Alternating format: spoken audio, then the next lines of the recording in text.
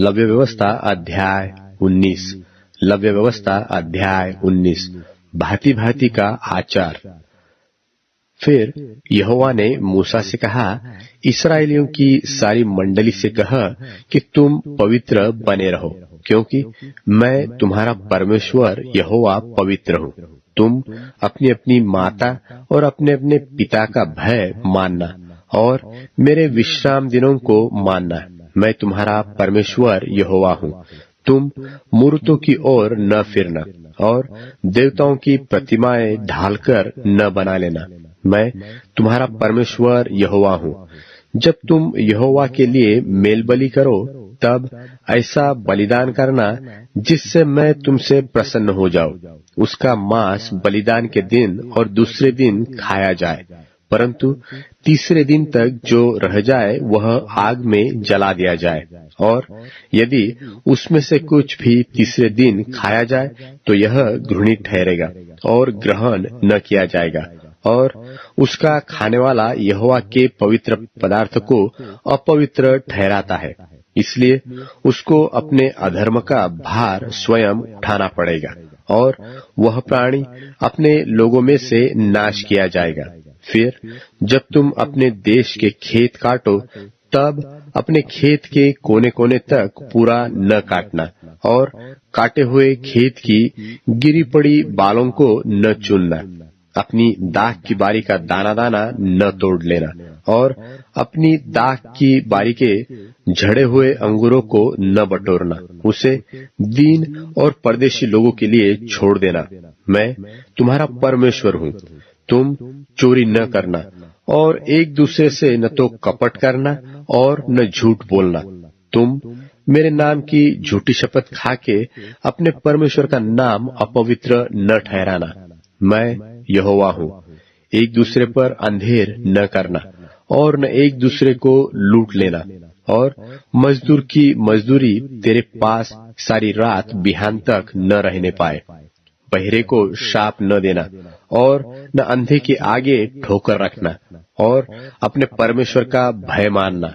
मैं यहोवा हूँ। न्याय में कुटिलता न करना और न तो कंगाल का पक्ष करना और न बड़े मनुष्यों का मुंह देखा विचार करना। एक दूसरे का कार्य धर्म से करना।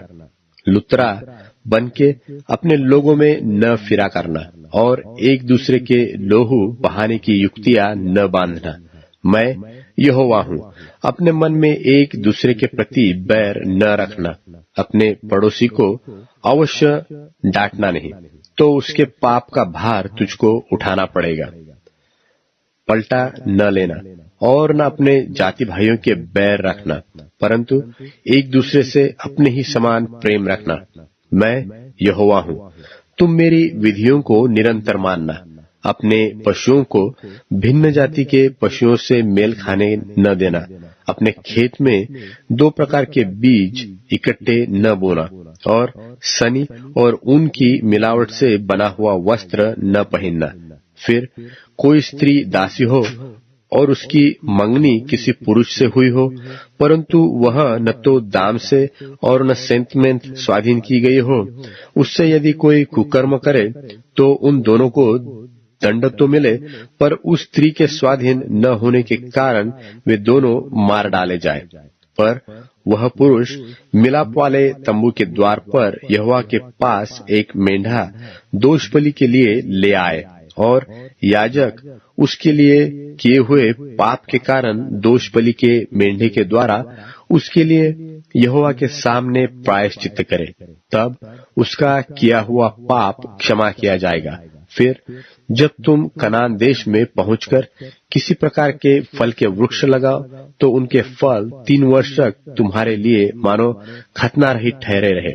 इसलिए उनमें से कुछ न खाया जाए, और चौथे वर्ष में उनके सब फल यहोवा की स्तुति करने के लिए पवित्र ठहरे। तब 5वें वर्ष में तुम उसके फल खाना, इसलिए कि उनमें तुमको बहुत फल मिले। मैं तुम्हारा परमेश्वर यहोवा हूँ। तुम लोहू लगा हुआ कुछ मांस न खाना और न टोना करना और न शुभ व अशुभ मुहूर्तों को मानना और अपने सिर में घेरा रखकर न मुंडना और न अपने गाल के बालों को मुंडाना, मुर्दों के कारण अपने शरीर को बिल्कुल न चीरना और न उसमें छाप लगाना। मैं यहोवा हूँ। अपनी बेटियों को वेश्या बनाकर अपवित्र न करना। ऐसा न हो कि देश वेश्यागमन के कारण महापाप से भर जाए। मेरे विश्राम दिन को माना करना और मेरे पवित्र स्थान का भय निरंतर मानना। मैं यहोवा हूँ। ओझाओं और भूत साधने वालों की ओर न फिरना और ऐसों की खोज करके उनके कारण अशुद्ध न हो जाना। मैं तुम्हारा परमेश्वर यहोवा हूँ। पके बाल वाले के सामने उठ खड़े होना और बूढ़े का आदर करना और अपने परमेश्वर का भय निरंतर मानना। मैं यहोवा हूँ। और यदि कोई परदेशी तुम्हारे देश में तुम्हारे संग रहे, जो उसको दुख न देना, तो जो परदेशी तुम्हारे संग रहे वह तुम्हारे लिए देशी के समान हो और उससे अपने ही समान प्रेम रखना, क्योंकि तुम भी मिस्र देश में परदेशी थे और तुम्हारा परमेश्वर मैं यहोवा हूँ। तुम न्याय में और परिश्रम में और तौल में और नाप में कुटिलता न करना। सच्चा तराजू, धर्म के बटखरे, सच्चा एपा और धर्म का हीन तुम्हारे पास रहे। मैं तुम्हारा वह परमेश्वर यहोवा हूँ जो तुमको मिस्र देश से निकाल ले आया हूँ। इसलिए तुम मेरी सब विधियों और सब नियमों को मानते हुए निरंतर पालन करो। मैं यहोवा हूँ।